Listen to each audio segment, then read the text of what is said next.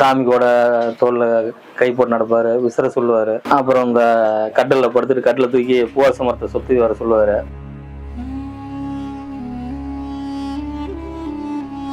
சாமி பஞ்சபூதங்களையும் எனக்குள்ளதான் பஞ்சபூதங்களையும் கட்டுப்படுத்த முடியுங்கிறத நேரடியாக என்கிட்ட நிரூபிச்சு காமிச்சிருக்காரு. வேப்ப மரத்துக்கு முன்னாடி வயல்ல என்ன உட்கார வச்சுட்டு காலைல ஒரு 8-9 மணி வரைக்கும் உட்கார வச்சுட்டு சாமி வண்டியில ஏறி பழனிக்கு போயிட்டாரு. காலைல 9 மணிக்கு போனவர் மதியம் அப்புறம் ஒரு 1 மணிக்கு தான் வந்தாரு. அந்த வெயில்லயே நான் அங்க அந்த இடத்த விட்டு நகரவே இல்லை. தலையெல்லாம் கொப்பளமோட போட்டுச்சு. இருந்தாலும் ஐயா ஒருத்தர் மீறி எந்திரிச்சு போக கூடாதுன்னு அதே இடத்துல உட்காந்துருந்தேன். 1 மணிக்கு வந்து சாமி என்னை பார்த்தவரு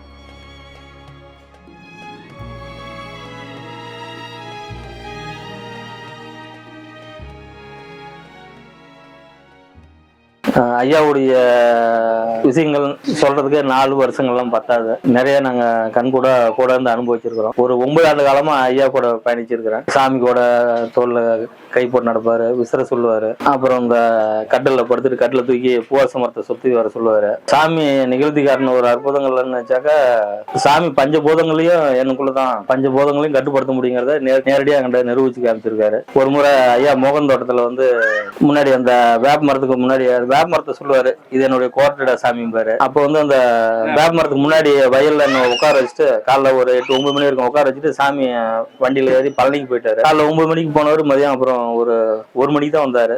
அந்த வெயில்லயே நான் அங்க அந்த இடத்த விட்டு நகரவே இல்லை.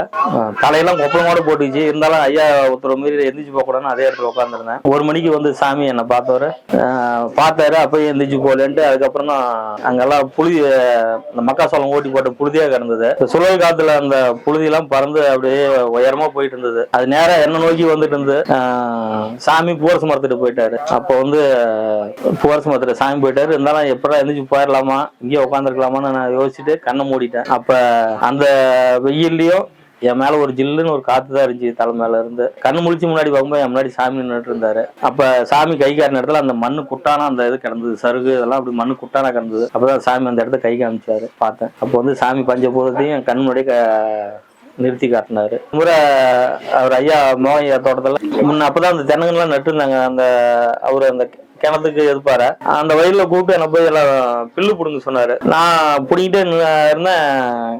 காலையில இருந்து ஒரு 2-3 மணி நேரமா இது பண்ணிட்டேன்.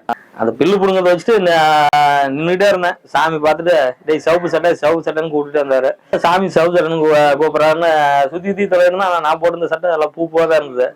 ஆனா சாமிக்கு அது சிவப்பு சட்டையா தெரிஞ்சிருக்குது. கூப்பிட்டுட்டு எல்லாம் நின்றுட்டாக்குறா, இந்த கொஞ்சம் பில்லு பிடுங்கினா போதுமா, பிடுங்குறா ஒண்ணு அப்படின்னு சொல்லி பக்கத்துல கட்டில் போட்டு உட்காந்துக்கிட்டாரு. காலையில போய் அவர்கிட்ட மாறினா சாயந்தரம் 4 மணி வரைக்கும் பில்லு பிடுங்க வச்சாரு. இன்னொரு முறை அதே இதுல வரப்புல போய் தெக்க தலை வச்சு படுறாரு. காலைல 9 மணிக்கு படுத்தேன்.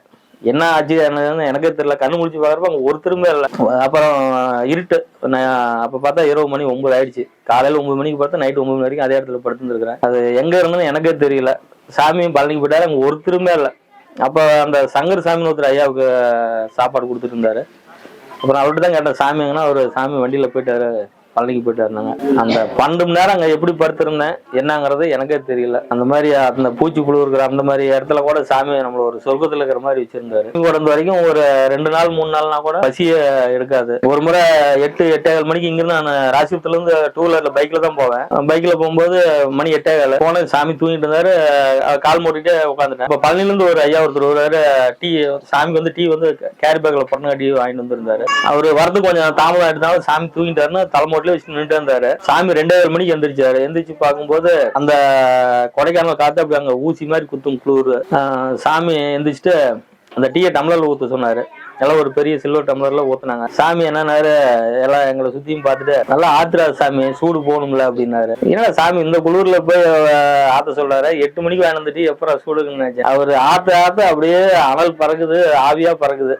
பக்கத்துல நான் கால் மூட்டில பார்த்தா அந்த இடத்துல ஆத்தும் போது பாத்தீங்கன்னா அந்த டீல இருக்கிற அனலே என் மேல வருது. அப்பதான் சாமி சொன்னது நிஜங்கிறத அன்னைக்கு தான் பார்த்தேன். இதெல்லாம் ஐயாவுடைய அற்புதங்கள்ல ஒண்ணு. இன்னும் ஒவ்வொருத்தர் அனுபவமும் நிறைய இருக்கும். சாமிகிட்ட அனுபவிச்ச இதெல்லாம் இன்னும் நிறைய இருக்கு. அதெல்லாம் சொல்றதுக்கு காலமே பத்தாது. இப்ப ஐயாவை நாங்க இங்க உள்ளூர்லயே பாக்குற அளவுக்கு ஒரு ராஜா வசதி பண்ணி கொடுத்துருக்காரு. இது ஒரு பல சிரமங்களுக்கு நடுவுலையும் சோதனைகளுக்கு நடுவுலையும் ரொம்ப சிறப்பா நடத்திட்டு இருக்காரு. பக்தர்கள் இந்த இதை நல்லபடியாக பயன்படுத்திக்கணும். சத்குருவே சரணம்.